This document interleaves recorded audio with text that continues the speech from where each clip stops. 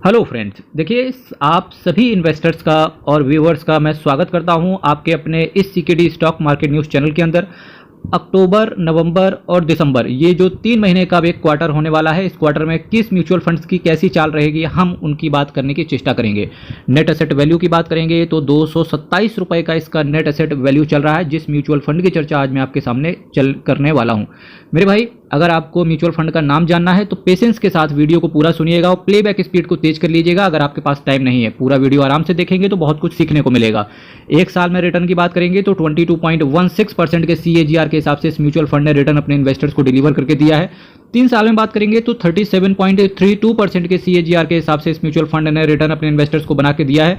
5 साल में बात करेंगे तो 25.76% के CAGR के हिसाब से इस म्यूचुअल फंड ने रिटर्न बना के दिया है। और जबकि मैं मैक्सिमम बात कर रहा हूं तो मैक्सिमम इसने 20.60, यानी कि मैक्सिमम जब बात कर रहा हूं मैंने ये डेटा उठाया है पिछले 10 सालों का, और पिछले 10 सालों में कंसिस्टेंसी के साथ इस म्यूचुअल फंड ने 20.60% का CAGR बना के दिया है। अब ये पॉसिबल है क्या ये 20% का CAGR पिछले 10 सालों में हर साल आया होगा? जी नहीं, बिल्कुल हर साल नहीं आया होगा। किस तरीके से आया होगा? हो सकता है किसी साल इस म्यूचुअल फंड ने रिटर्न आपको 22% का दिया हो सकता है फिर किसी साल 37% का भी दिया हो, या पॉसिबिलिटी ये भी है कि हो सकता है किसी साल दिया ही ना हो। क्या ये पॉसिबिलिटी रही होगी? हर म्यूचुअल फंड्स के साथ आंख बंद करके मैं बता सकता हूं, इस दुनिया में कोई भी ऐसा म्यूचुअल फंड नहीं है जिसकी डंडी बिल्कुल खड़ी खड़ी चले ऊपर की तरफ। हर म्यूचुअल फंड्स के साथ एक डाउन फेज आता है, और उसी डाउन फेज में कम से कम मेरा मानना है कि अगर आप किसी म्यूचुअल फंड का, अगर आपके पास कोई ऐसा म्यूचुअल फंड है जो अंडर परफॉर्म कर रहा है तो एटलीस्ट उसको 2 साल देने चाहिए। क्योंकि आप इस एग्जाम्पल से यहाँ देखिए 83 रुपए का इसका एनईवी चल रहा है, और फाइनली इसका एनईवी 83 रुपए से गिर के 61 रुपए तक आ गया। यानी कि 2018 से लगा के 2020 तक इस म्यूचुअल फंड का समय खराब रहा, और उसके बाद की चाल देखो। यही तरीका होता है किसी भी म्यूचुअल फंड में इन्वेस्ट करने का। मेरे भाई, अगर आप किसी म्यूचुअल फंड को टाइम दे रहे हो तो मिनिमम फंड मैनेजर को चाहिए होता है आपको रिटर्न देने के लिए, एक डिसेंट रिटर्न देने के लिए। जो आपको एक्सपेक्टेड है वो आपको डिलीवर कर देगा फंड मैनेजर। अब फंड मैनेजर क्या एक्सपेक्टेशन रखता है आपसे कि भाई आप म्यूचुअल फंड को टाइम दोगे, तो मिनिमम 10 साल आप किसी भी फंड को टाइम आपको देना ही चाहिए। ज्यादा देते हैं तो आपका ज्यादा बेनिफिट है। वैल्यू रिसर्च ने बात करेंगे तो 4 आउट ऑफ 5 इस फंड को रेट किया है। और वैल्यू रिसर्च जो ये एक क्रेडिट रेटिंग एजेंसी है, बहुत ही बेहतरीन क्रेडिट रेटिंग एजेंसी है। स्मॉल कैप कैटेगरी में इसको बढ़िया रेट मिला हुआ है। इसके साथ साथ अगर हम बात करने की चेष्टा यहाँ से करेंगे तो देखिए पंकज तिब्रेवाल साहब आपके पैसे को मैनेज करके चल रहे हैं। इसके साथ साथ अगर मैं कुछ और बातों की बात करने की चेष्टा करूँ आपके सामने तो 3 महीने में देखो 8.19% का एब्सोल्यूट रिटर्न। भाई 3 महीने में केवल 8% का रिटर्न आ जाए और इन्वेस्टर्स को क्या चाहिए? 6 महीने में बात करेंगे तो 26.97% का एब्सोल्यूट रिटर्न दिया है।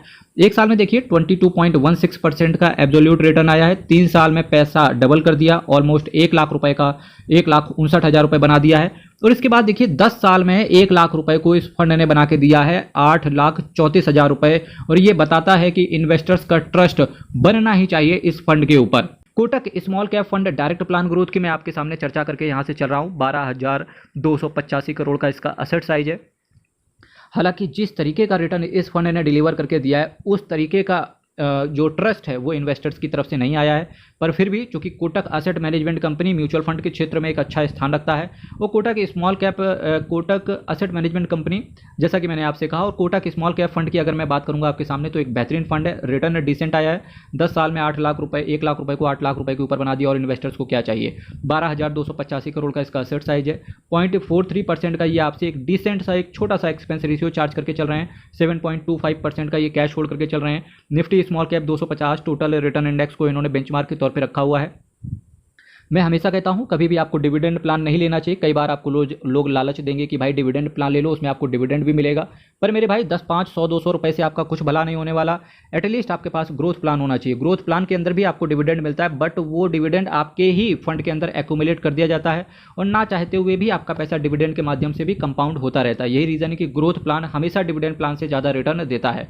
365 दिन के अंदर निकलने की चेष्टा करोगे। साथ ही साथ 10% से ज़्यादा की अगर आपने यूनिट सेल कर दिए तो 1% का आपसे एग्जिट लोड पड़ जाएगा। इसके साथ साथ अगर मैं कुछ और बातों की करने की चेष्टा करूं यहाँ से आपके सामने तो देखिए किन किन सेक्टर्स में पैसा पड़ा हुआ है। मटेरियल में सबसे ज़्यादा इन्होंने टारगेट किया है 13.62%, followed by capital goods, consumer discretionary, metals and mining, chemical services कुछ कैश होल्ड करके चल रहे हैं, technology, automobile, financial, health care, construction, textile, consumer staples, और एनर्जी जैसे कुछ दिग्गज सेक्टर्स में आपका पैसा पड़ा हुआ है। इसके साथ साथ बात करेंगे किन किन शेयर्स में आपका पैसा पड़ा हुआ है, तो सायंट लिमिटेड को इन्होंने प्रायोरिटी दी है, Carborundum Universal, Century Plywood, Ratnamani Metal and Tubes Limited, Galaxy surfactant.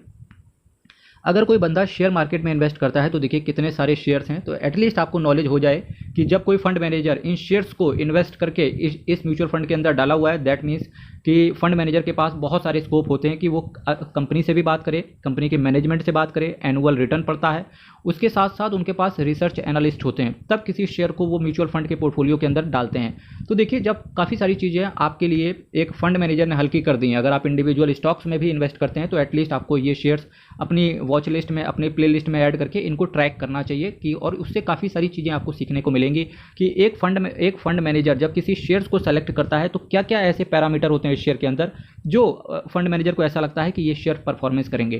क्योंकि मेरे भाई म्यूचुअल फंड आप फिक्स डिपॉजिट की तरह मत समझो, म्यूचुअल फंड अल्टीमेटली आप ये समझो जितने भी मैं ये शेयर्स के नाम ले रहा हूँ, जब ये शेयर्स में अच्छा रिटर्न आएगा तभी म्यूचुअल फंड आपको रिटर्न देगा, अगर ये शेयर्स गिरेंगे तब आपका म्यूचुअल फंड भी गिरेगा।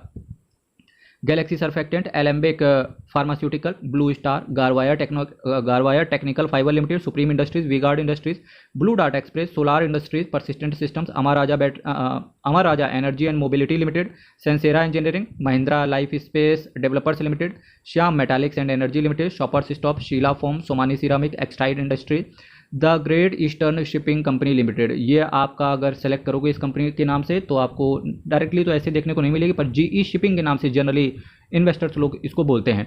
और इसके साथ साथ Simran Wind Project, Amber Enterprise, Schaeffler India, BEML, V Mart Retail, Neelkamal, ICICI Bank, VIP Industries, JK Cement, Balrampur Chini, APL Apollo, Rolex Ring, followed by Kalpataru Project International Limited, VST Tillers, Orient Electric, Ajanta Pharma, GR Infra Project, Bosch Limited, Hawkins Cooker, Tata Chemical, Kajaria Ceramic, Thermax Limited, Lakshmi Organic, Go Fashion, Aavas Financiers, followed by Dhanuka Agritech and Apollo Pipes जैसी कुछ दिग्गज companies के अंदर आपका पैसा पड़ा रहेगा। अब अगर मैं बात करने की चेष्टा करूं आपके सामने कोटक महिंद्रा म्यूचुअल फंड से रिलेटेड, तो ये एक एसेट मैनेजमेंट कंपनी है जिसका ट्रस्ट इन्वेस्टर्स के ऊपर देखते ही बन रहा है, क्योंकि 3,36,088 करोड़ का इनका एसेट अंडर मैनेजमेंट है, तो बहुत बड़ा फंड हाउस है ये। 143 स्कीम को टोटल ये मैनेज करते हैं। इन 143 में से आज मैंने आपके सामने एक स्कीम की बात करी। मेरे भाई चलिए एक क्वेश्चन उठा लेते हैं यहाँ से। फ्रेंड्स देखिए एक क्वेश्चन आया है, आखिरकार जिस खबर का इंतजार था। जी हाँ, मेरा asset emerging blue chip fund के अंदर अब SIP 25,000 रुपये तक कर सकते हैं एक पैन कार्ड से 1 महीने के अंदर। तो ये जो कैटेगरी थी वो थी लार्ज एंड मिड कैप से रिलेटेड। तो उसी से रिलेटेड नीचे 6561 जी का कमेंट आया कि सर इस फंड में मिड कैप और स्मॉल कैप से रिटर्न कम मिलेगा तो क्या बेनिफिट है। जी नहीं, अगर सबसे पहले तो मैं एग्जैक्ट आपके ये जो 2 वर्ड लिखे हैं मिड कैप और स्मॉल कैप से कम, दैट्स इट, ठीक है। अब बात करते हैं कि क्या इसने मिड कैप से कम रिटर्न दिया। ऐसा बिल्कुल नहीं है, आप 200% ऐसा नहीं बोल सकते हो। ऐसा क्यों? अगर आप बात करेंगे किसकी, HDFC mid cap opportunities fund की, तो उसका जो मैक्सिमम रिटर्न रहा है उसका रहा है 21-22% का CAGR।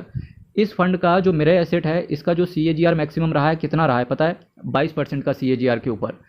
अब आप बात कर लेते हैं स्मॉल कैप से रिलेटेड। स्मॉल कैप में सबसे अच्छा रिटर्न दिया है निप्पॉन इंडिया स्मॉल कैप ने, जिसने 25% का CAGR बना के दिया है। इसके बाद आता है SBI स्मॉल कैप, जिसने ये 10 साल का डेटा मैं बता रहा हूँ सबका। SBI स्मॉल कैप की बात करेंगे जिसका जो CAGR है 22-23-24% का आया है। एक्सिस स्मॉल कैप की बात करेंगे तो उसका करीब 20-21% ही आया है। काफ़ी सारे ऐसे म्यूचुअल फंड है। अगर वहीं मैं बात करूंगा किसकी, कोटक स्मॉल कैप की भी बात कर लेते हैं, उसका भी 20% के आसपास का CAGR आया है। और जो ये मेरा एसेट लार्ज और मिड कैप है, इसने 22% के CAGR के हिसाब से पिछले 10 सालों में रिटर्न इन्वेस्टर्स को बना के दिया है। तो ये दोनों ही चीज़ें गलत साबित हो गई कि मिड कैप और स्मॉल कैप से कम रिटर्न दिया है, क्योंकि मेरे भाई आपको खुद नहीं पता कि 10 साल के बाद कौन सा फंड आपको अच्छा रिटर्न देगा। एक ही 2 ऐसे फंड होते हैं जो एक्स्ट्रा ऑर्डिनरी रिटर्न इन्वेस्टर्स को बना के दे देते हैं, बाकी सारे ऑर्डिनरी रिटर्न रहते हैं। अगर हम ऑर्डिनरी कैटेगरी में जाएंगे इवन स्मॉल कैप और मिड कैप को, तो इस लार्ज और मिड कैप की कैटेगरी ने इसको बीट कर दिया है। तो ये आपका क्वेश्चन यहीं से इररेलेवेंट हो जाता है। फिर भी मैं बताता हूँ एक चीज और हो सकती है यहाँ से, पता है क्या? देखिए एक क्या होता है कि जो आपके पास म्यूचुअल फंड है, जरूरी नहीं कि हर इंसान को सेम म्यूचुअल फंड पसंद आ जाए, नंबर एक चीज। और दूसरा पता है क्या होता है मेरे भाई, देखिए एक इंसान का रिस्क लेने का नजरिया भी होता है। एक इंसान होता है कि यार उसे अपने पोर्टफोलियो को लाल देखना नहीं बनता है, बिल्कुल भी वो लाल देख ही नहीं सकता अपने पोर्टफोलियो को।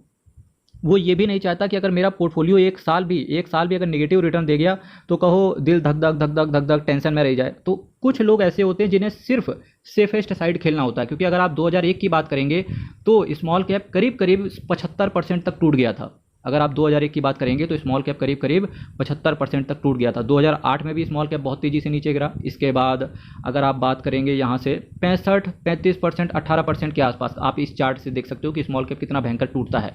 मिड कैप की बात करेंगे, मिड कैप में भी बहुत ज़्यादा फ्लक्चुएशन रहती है, तो हो सकता है 30-35% नीचे गिर जाए as compare to small cap और मिड कैप। लार्ज कैप इतना ज़्यादा तेज़ी से नहीं गिरता है। तो इस वजह से क्या होता है कि अगर आप स्मॉल कैप लेना नहीं चाहते क्योंकि आप अपने पोर्टफोलियो को नेगेटिव नहीं देख सकते हो किसी भी तरीके से, मिड कैप भी लेना नहीं चाहते क्योंकि वहाँ पर भी रिस्क इन्वॉल्व रहता है, तो इस केस में ये रहता है कि आप लार्ज और मिड कैप का एक कॉम्बिनेशन उठा लो। उससे क्या बेनिफिट होता है कि अगर लार्ज कैप में तेजी देखने को मिल रही है तो वो आपका बेस का काम करता है और मिड कैप आपको रिटर्न देते हैं, तो कहीं ना कहीं एक जो रिटर्न होता है वो एक्स्ट्रा ऑर्डिनरी तरीके से मिल जाता है। ठीक, तो ये रिस्क एपेटाइट के ऊपर है। अगर आप ऐसा कह रहे हैं मिड कैप और स्मॉल कैप से कम रिटर्न मिलेगा, दैट मीन्स की पॉसिबिलिटी है कि कम रिटर्न मिले, जरूरी है, पर ये आपका रिस्क है मेरे भाई। ये आप चाहते हो कि आपको स्मॉल कैप लेना है, जरूरी नहीं है कि अगर मैं 80 साल का हो जाऊंगा तो मेरे को फिर स्मॉल कैप में डालना है, बिल्कुल नहीं भाई। मैं कोशिश करूंगा भाई HDFC के बैलेंस एडवांटेज फंड, मुझे गोल्ड में भी इन्वेस्ट करना पड़ेगा, मुझे 80 साल की एज में मुझे इक्विटी में भी पैसा डालूंगा, मैं गोल्ड में भी डालूंगा, मैं रियल एस्टेट में भी डालूंगा।